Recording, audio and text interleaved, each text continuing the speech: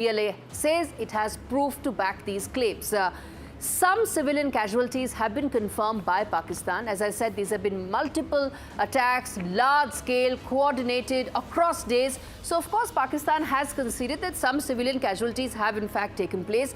For the first time, suicide bombers were not just men but also women. There were female suicide attackers who were part of these operations that were done by the BLA this time around, indicating that the separatist movement in Balochistan is not just limited to a handful. As I said, this is a long-drawn conflict, and we're going to come to that also, viewers, to tell you the historical aspect of this. But first, I want to take you exactly why this is our top story this week. $60 billion of the China corridor, that is the China-Pakistan economic corridor, stands completely exposed. China knows that as things stand right now, if the BLA continues with these attacks, its $60 billion and counting is completely vulnerable, exposed, and could essentially mean that the crown and its jewel of BRI could be completely wiped out. Lastly, and equally important, Baloch minerals, gas, ports have been contested, and that's where the big story lies.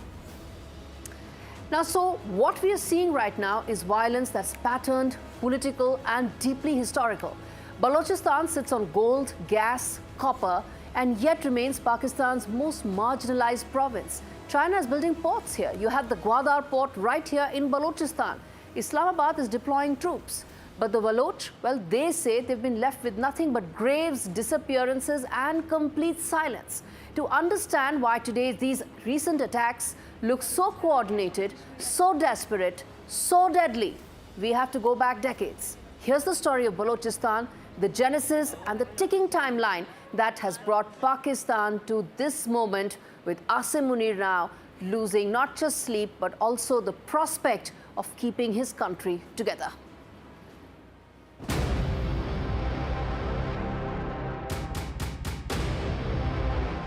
Balochistan was absorbed into Pakistan in 1948, and resistance began almost immediately. Since then, 5 major uprisings, each bloodier than the last.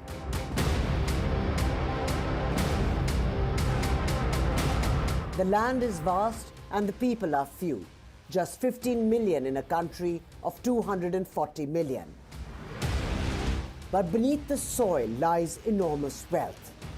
Gas, copper, gold, coal, and a coastline that holds Gwadar, China's prized Arabian Sea gateway.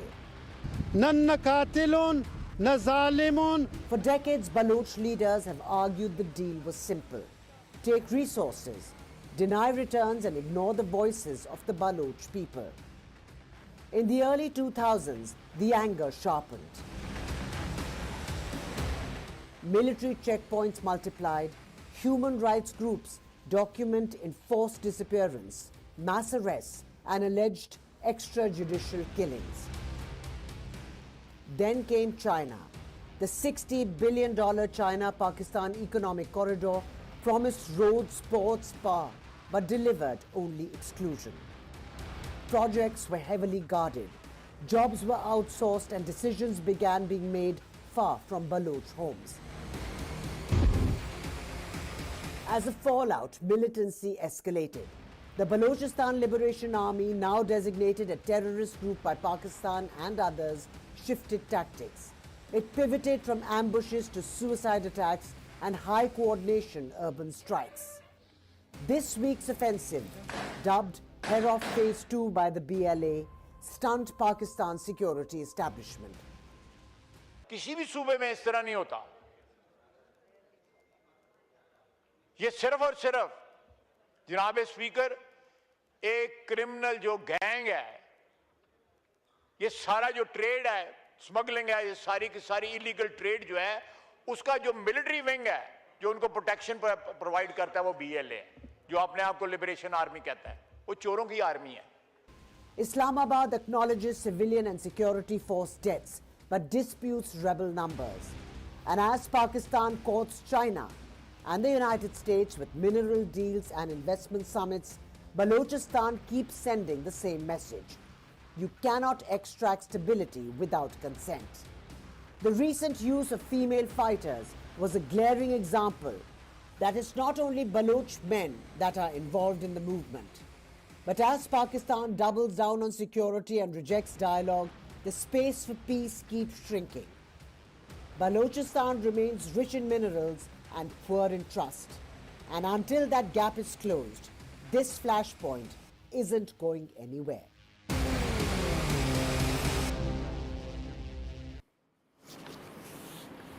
Now, viewers, Balochistan issue remains unresolved because there are massive historical grievances due to resource control, political exclusion, and the Punjabi-dominated Pakistan Army's persistent hunting of Baloch leaders. And the Pak Army General Asim Munir has still not understood that the Baloch insurgency has led to a complete pullout of Chinese officials and a complete pause in the work at the Gwadar airport. And it's not just the port. The entire corridor, the China-Pakistan economic corridor, is now extremely vulnerable because Balochistan is unstable. And this realization is now going to impact ties between Pakistan and China. When China is pumping in money into Pakistan, it's because it wants its share of and pound of flesh. It wants those returns. With those returns unlikely, that sovereign relationship is now set to be deeply impacted going forward. On to the other story that we are tracking this week on fault lines. The last nuclear weapons pact between the United States and Russia is now, it has in fact expired. And with it, decades of armed control that was meant to stop the unthinkable for the first time since the Cold War. There will be no limits, no inspections, no rules governing the world's two biggest nuclear arsenals. Supporters warn that this could open the door to a new nuclear arms race. What went wrong? What's at stake? And how close the world is actually now to the edge? First, this report gets you the story so far, and then we take a look at the nuclear arsenals around the world. And what is it that we now need to replace the treaty that expired this week?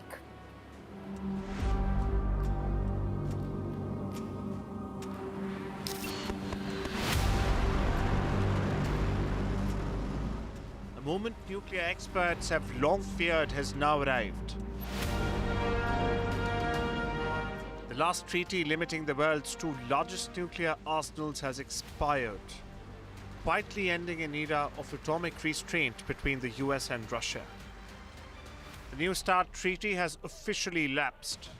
For the first time in over 50 years, there are no legally binding caps on the number of deployed nuclear weapons held by either Washington or Moscow. New START, signed in 2010, was designed to prevent exactly this moment. The treaty limited each country to 1,550 deployed strategic nuclear warheads. It capped 700 deployed delivery systems. That's intercontinental missiles, submarine-launched missiles, and heavy bombers. And it allowed for 800 total launchers, whether deployed or not. Crucially, it also mandated inspections and data exchanges. Experts fear the termination of the New START treaty would set the stage for a nuclear arms race. For 15 years, this agreement formed the very backbone of global nuclear stability. But now, amid the war in Ukraine and deepening distrust between the West and Moscow, that framework has collapsed. Without caps, both nations are now free to expand their arsenals, deploy more warheads, and modernize their delivery systems. The New START treaty was one of the final guardrails of the post-Cold War nuclear order. The looming question, has a dangerous arms race already begun?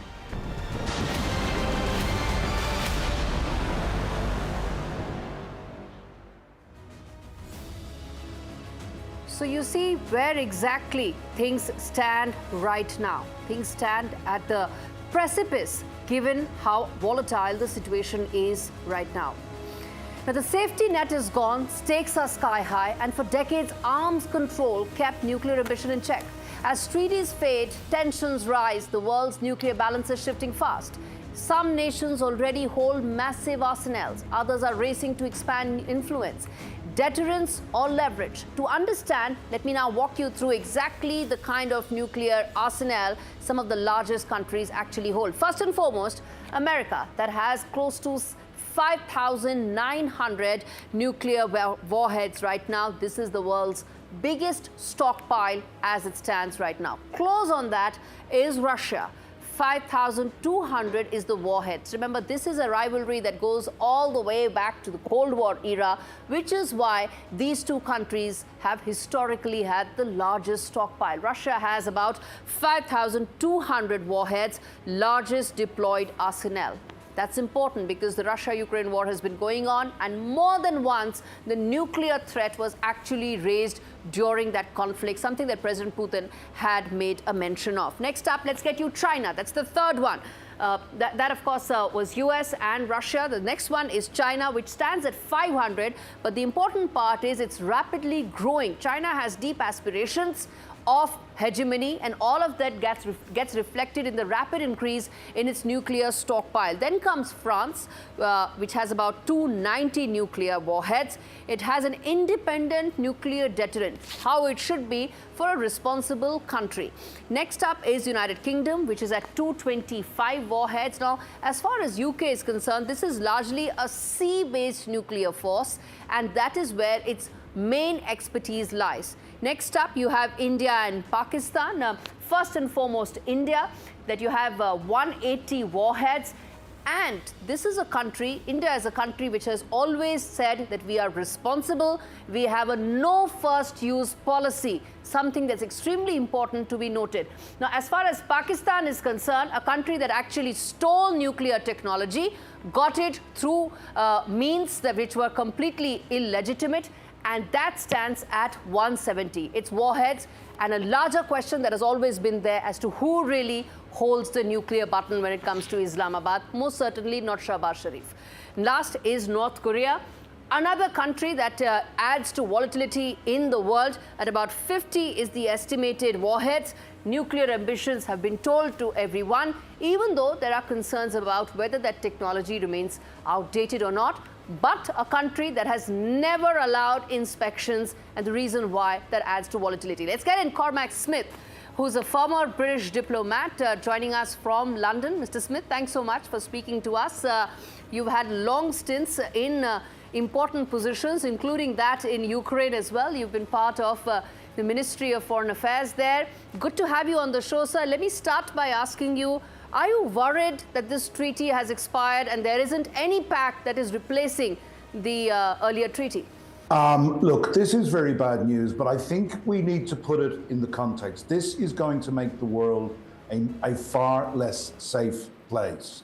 But let us put it into context. And let's put it into context of the old world order, imperfect as it was, that had been in place since the end of the Second World War, has effectively broken down. And with a new, what I will call détente between Russia and America under Putin and Trump, the fear is not that we are going to have a nuclear war between the US and Russia. That will simply never happen, because mutually assured destruction would most certainly happen. What this does is it provides a lot more instability through the rest of the world, and I believe this could be, if it's not rectified, a driver for further nuclear proliferation among smaller states. And if I can explain why I think it is, under the new world order envisaged by Trump and Putin, there would be international law becomes less important. Might becomes right. And it is very, very clear from recent American documents that the vision is for a world dominated by the US, Russia, and China, with spheres of influence. And there may well be a role for India to play in that, I understand, in the aspirations of Trump. This means, and it was Mark Carney who said only 2 weeks at Davos, that the old order is gone. It's not breaking up anymore, as I've been saying for 4 years. It is gone. And in that world, the smaller states need to come together in an alliance to protect themselves, and Okay. that, I'm afraid, is likely to encourage more Mr. nuclear Smith. proliferation and smaller states to get nuclear weapons. Mr. Smith, you made a very valid point that the old world order has pretty much now crumbled. The last of the vestiges of that world order was this treaty. There isn't any understanding that replaces it. I want to understand from you that when you talk about nuclear proliferation, that arms race to get a fresh fillip with lack of treaty, how do we then put in guardrails? Or are we then to just believe that there are no more guardrails in a nuclear arms race? Well, look, my understanding at the moment, and I'm 63, so I went to school and university in the 70s and 80s, and I grew During up in the the Cold time War of the era. Cold War. Well, yes, the Cold War era. And that was our guardrail then, was mutually assured destruction. This is no longer the case. We have the rising now of a new world order, where, as I said, international law is clearly becoming less important. We heard from Antonio Guterres, the head of the UN. The UN is becoming increasingly, I would suggest, irrelevant and impotent. So this is going to drive smaller countries to, if they want to have security, to think about getting their own nuclear arsenals. I will give you an example. If Ukraine had not given up the world's third largest nuclear arsenal in 1994 under the Budapest Memorandum, all of my Ukrainian friends very, very clearly believe that Russia would never have invaded Ukraine if Ukraine had that massive nuclear arsenal. And certainly the people I speak to in Ukraine are very regretful of the fact that they did give them up. And countries like Ukraine may well now be thinking of getting their own nuclear arsenal. All right, Mr. Smith, thanks much for speaking to us on Fault Lines on a very important issue that concerns, well, humanity. Now, viewers, my pleasure. The Trump administration wanted the treaty to lapse to introduce Trump-class nuclear-armed battleships, Donald Trump's lasting legacy. And they are betting on the diminished resources of Russia, making it almost impossible for Moscow to match Washington, D.C.'s ability. But in 2026, it's not just about America and Russia anymore. We are no more in the Cold War era. In this, the New World Order requires a new treaty that aims to limit nuclear stockpiles, not just of America and Russia, but of China as well. A nation that's racing to get more nukes than anyone else, under a president that wants to annex Taiwan by 2027. The United Nations, despite being a relic of the Cold War era, must insist on a comprehensive nuke treaty with US, Russia, and China being part of it. All right, viewers, on that note, slipping into a very short break, we come back on the other side, tell you more about AUKUS Pact and if it's still relevant for Australia or not. Stay tuned.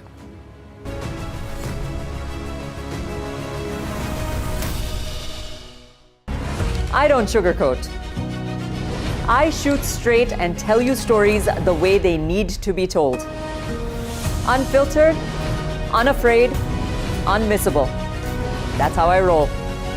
Watch me, Priyanka Deo, on NDTV World. Namaste.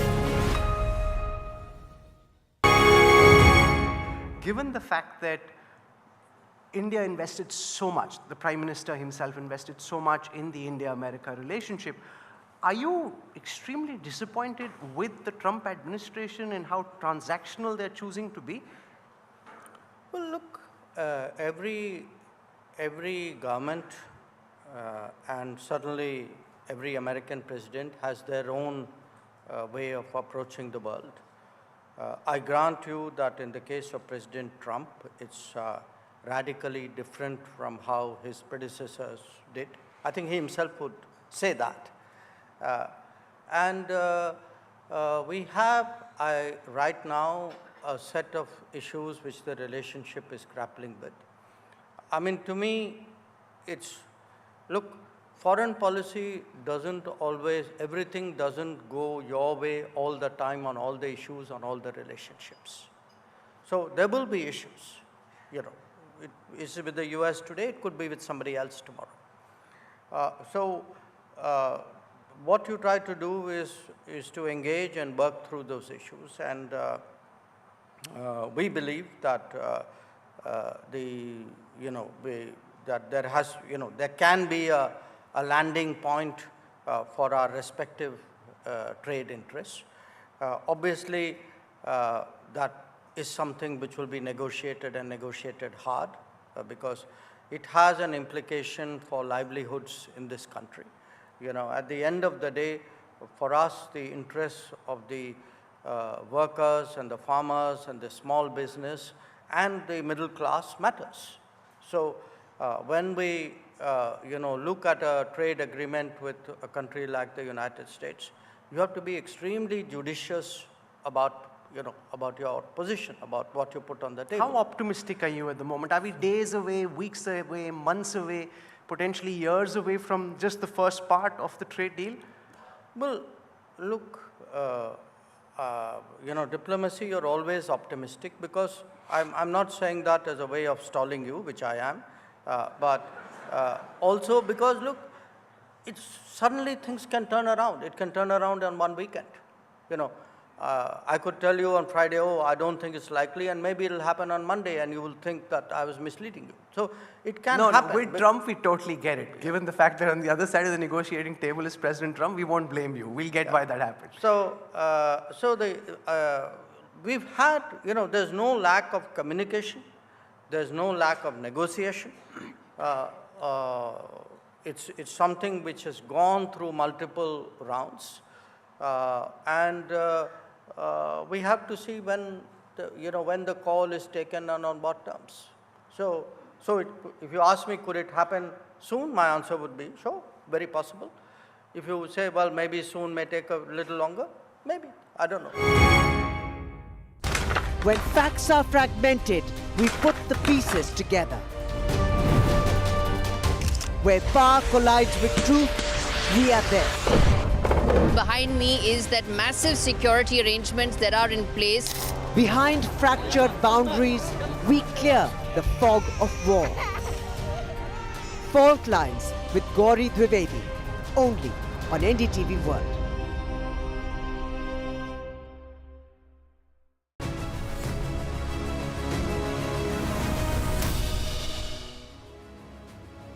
Welcome back. We now take you to the land down under, where there are new doubts over Australia's nuclear submarine future.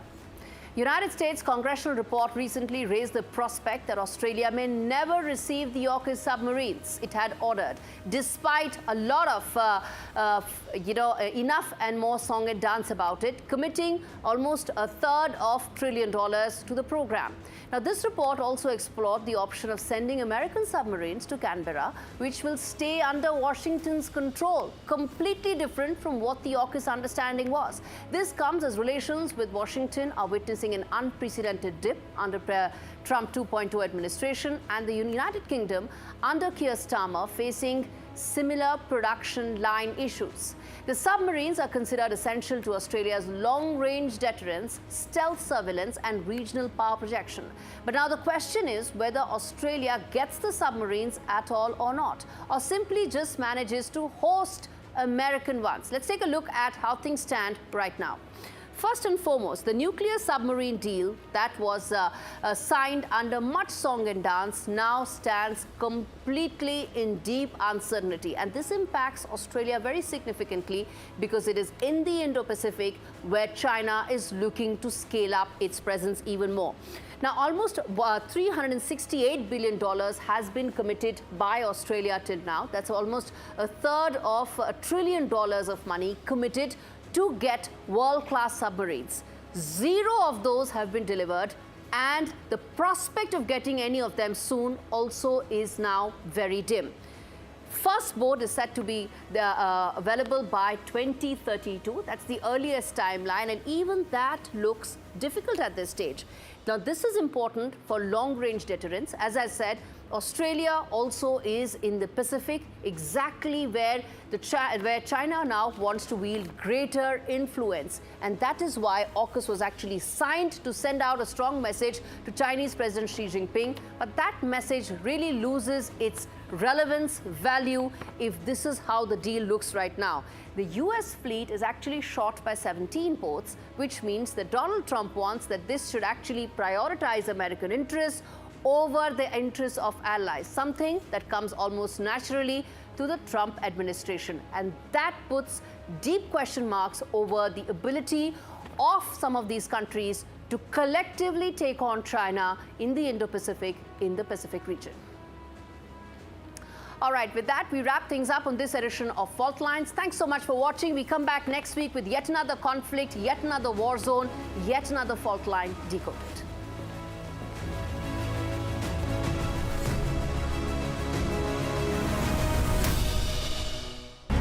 I don't sugarcoat. I shoot straight and tell you stories the way they need to be told. Unfiltered, unafraid, unmissable. That's how I roll. Watch me, Priyanka Deo, on NDTV World. Namaste. Given the fact that India invested so much, the Prime Minister himself invested so much in the India-America relationship, are you extremely disappointed with the Trump administration and how transactional they're choosing to be?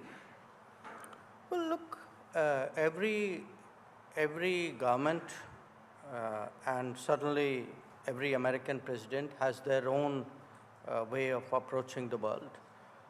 I grant you that in the case of President Trump, it's radically different from how his predecessors did. I think he himself would say that.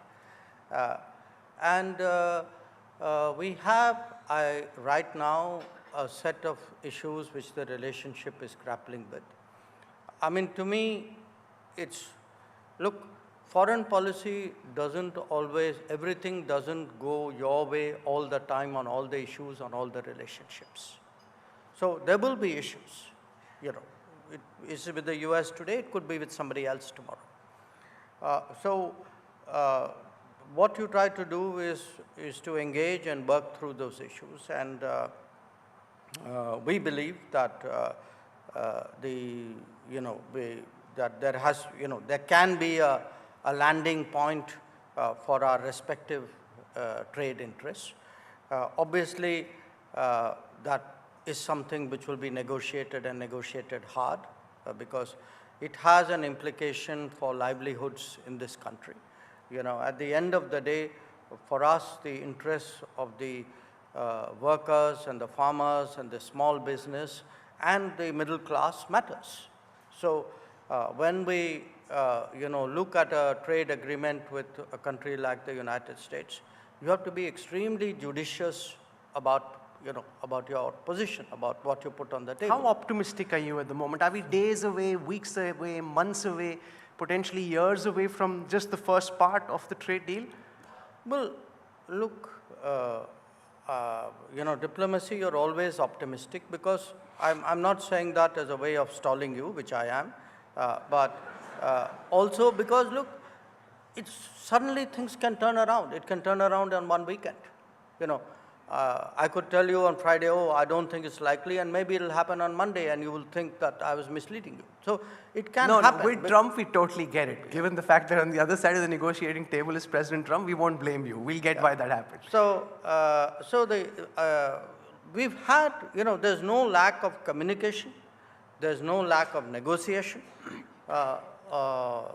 It's something which has gone through multiple rounds.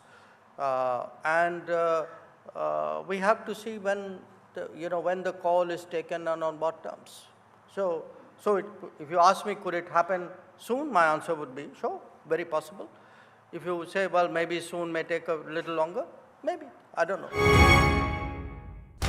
When facts are fragmented, we put the pieces together. Where power collides with truth, we are there. Behind me is that massive security arrangements that are in place. Behind fractured boundaries, we clear the fog of war.